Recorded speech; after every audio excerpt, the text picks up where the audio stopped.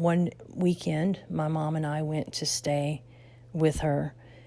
My mom was staying in the front bedroom. I was staying in my grandfather's room, and my grandmother was in the middle bedroom. So there's 3 bedrooms. And it was about 2 o'clock in the morning, and I wasn't sleeping well. Mom wasn't either. And I heard my grandmother get up. She goes in the bathroom, and I kind of tiptoed in the hall. Right when I stepped in the hallway, I could see Mom because she's laying in the bed in the front room and the door was open. And so we just kind of made eye contact, and I was like, I'll check on her in a few minutes. Well, a few minutes went by, and she doesn't come out of the bathroom. And a little while longer goes by, and I finally knocked on the door, and I said, Mama, are you okay? And I heard her go, like, it sounds like distress type of sound. So I said, can I come in? And as I'm saying it, I'm opening the door, and she was sitting on the back of the toilet with her purse clutched and like hunched over, like terrified. And I said, what's wrong? I said, are you okay? Let me get you back to bed. And I started to walk towards her. It was kind of a narrow bathroom. I started to walk towards her to take her hand and bring her back to bed. And she said, no, he won't let me pass. He won't let me pass. And I said, who? And she's like a scared child, kind of looking up out of the corner of her eye, pointing to the right. She said, him, the man sitting there by the sink with the top hat. And I was like, ooh, okay, well, I'm going to make him leave, and you're going to be okay. And so I had to literally stand her up, have her body, like her back against my chest, and I had my arms around her, and we walked like a shuffle to the right while she's facing. So if you walk into the bathroom, to the right, it's a closet. And then there's a shower, the toilet straight ahead, the sink's to the left. So we faced the shower so I could get her out of the bathroom. And when I tell you she was shaking, you can't make that up. She was terrified. She started having what everybody thought was hallucinations. They had to actually take the furniture out of her little sitting room because it had a floral print on it. And she thought that it was like they were changing into faces, and her recliners, the armrest of them, she said it looked like they turned into claws. She was terrified. I mean, who cares if it's a hallucination or not? It's still terrifying, right? But everybody thought it was a hallucination. And she looked at me one day and she said, of all people, you, Stacy, like you, she called me Boo. That was a nickname my sister gave me in the back seat when she was like 2 or 3. Or I was 2 or 3. But anyway, she said, she didn't call me Boo. She said Stacy. But she never did. But she said, of all people, Stacy, I would think that you would believe me. And I felt that through my whole body that, oh my gosh, she's lucid. She knows, she's alert. She's oriented. She knows what's going on. Can you imagine going through an experience like that and nobody around you believes you? They just think you're having medical issues or hallucinating when you're actually really seeing this stuff. Are they hallucinations? No, they were spirits. I mean, there's a difference, okay? There's a difference. How do I know this? Well, I'm a medium. But also because after she died, just about everybody that had spent even a night in that house had experiences. And it was sad because we weren't able to validate her. But yeah, I mean, I know she's okay. She died a long time ago, but she went through hell. It was scary for her. These weren't fun hallucinations. And so when she died, my grandfather stayed in the house, of course, and he started having all kinds of things happen. Like he would go to church, he'd come home, and every light in the house would be on, and the stereo would be blaring as a top volume.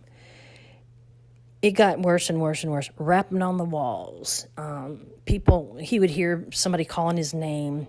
He actually thought that my aunt was trying to deem him crazy so she could take his money. That's what he told my mom.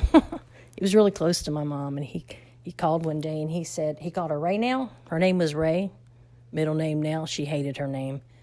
But he would call right now. I think Judy's trying to take my money. She's trying to make me look crazy. And so Mom had to talk him through it. And this was a very kind-hearted, sweet, gentle man. Probably the most gentle man I've ever met. He was a man of very few words. But my gosh, I always felt how much he loved me. He was just sweet. But, he thought he was going crazy. And then he thought, no, I'm not going crazy. This is Judy doing this to me. So he ended up having this surgery. It wasn't a major surgery, but it was a surgery. He had it in Biloxi, and he called Mom one day, and he said, right now, I think I want to come stay in Baton Rouge indefinitely. Now, I fast forwarded. We're in Louisiana, okay? I want to come stay in Baton Rouge. And she said, Daddy, yeah, sure. So, they had him transferred after his surgery. Well, he ended up being admitted into Health South Rehab. It's just a rehab place for him to get back on his feet after his surgery. And he was only supposed to be there for maybe a week or two. And I had gone to see him that one night, and we were watching a show together. I had my feet up on the end of the bed next to his, and we were just chatting. And I go to leave, and this was when I was working at EMS as a paramedic. And I said, Papa, well, I'll see you tomorrow. I said, Angel will be in the morning with the baby. She had a brand new baby, and, she'll be here in the morning. He's like, okay. He was in a good mood. Ended up leaving, and the next morning when I woke up, I got a phone call from the Medcom supervisor. Medcom is medical communications. This is the 911 center. So if somebody calls in sick or something, then they'll have to move somebody around to be on that ambulance.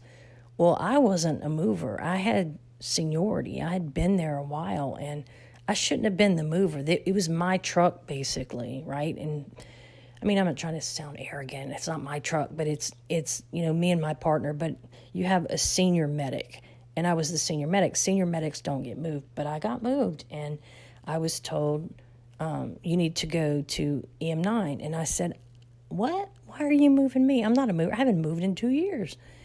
And they said, I don't know, but, you just need to move. The soup said to move to EM9. Well, I was supposed to be at EM4. EM4 was the station that was a couple of miles from the place where my grandfather was at Health South Rehab. And EM9 was further away. So I go to EM9, and a little while later, I hear EM4 get a call. It was right when I walked in the door, in fact. EM4 respond to Health South Rehab on a cardiac arrest. And I was like, oh, man. And I was trying to listen for the room number, and I didn't hear it right away because we ended up getting a call. So I didn't know it was my grandfather.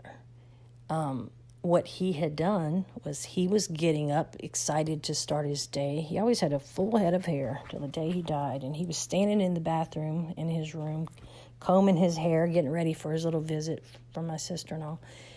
She wasn't supposed to be there for a few hours, but he was starting his day, and he just dropped dead. Well, when EM4 got there, I remember Jody, one of the paramedics, telling me, he said, Stacey, it was so weird. So when we have a death, you don't cover them. You're not going to cover them up, or you're not going to move a body for sure.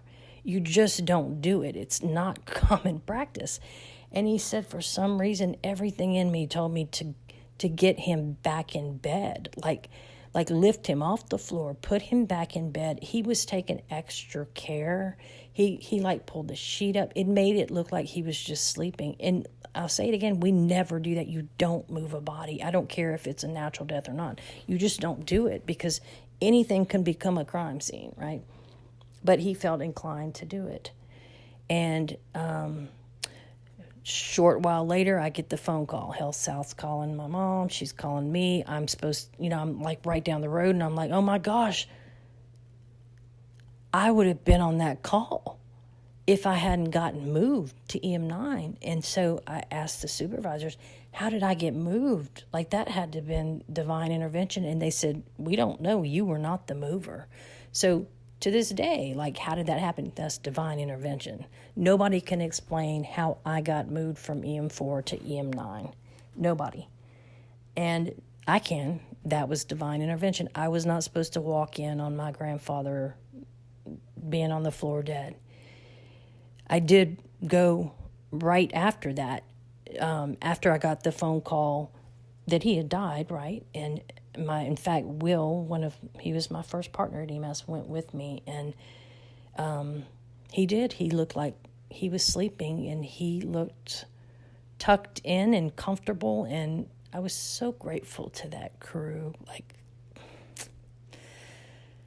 there's one thing when you have divine intervention, and there's another thing when you follow your intuition and from the divine intervention. And I was just so grateful, because nobody wants to see their loved one laying on the floor or in any other position than comfortable, right? And he was such a gentle, kind man. It would have broken my heart. It was already heartbreaking enough. And I had left him a note the night before, because he had fallen asleep. I forgot to say that earlier. He'd fallen asleep right towards the end of the show we were watching. And I had just told him a few minutes ago, I'm about to leave, and then he dozes off. But I wrote him a note, and I said, I just want to remind you, Angel's coming in the morning. And when I went after he died, the note was still up there. His watch was, laying next to him, and I think I still have his watch. But I was so grateful that I didn't have to end up on that call, and that there was some divine angel or guardian for me that moved me, that protected me that way. What a gentle, gentle soul. And he died in Baton Rouge. And I'm saying that because he never wanted to leave Biloxi. And the fact that house had gotten so bad and was scaring him so severely, we would have never thought he came to Baton Rouge, but he did because of his severe fear. Well, my cousin ended up moving into that house. And she and her two sons, young sons, and her son's dad, her partner, boyfriend, whatever you want to call it. They weren't officially married, but they lived like they were married. But they moved in there, and a lot of things happened in that house. A lot of things happened. Now, I am way past where I wanted to be with this recording. I skipped to the haunted stuff. But I'm going to stop this recording, and I'll just stop this recording, and I will make another one. I don't want to make them too long.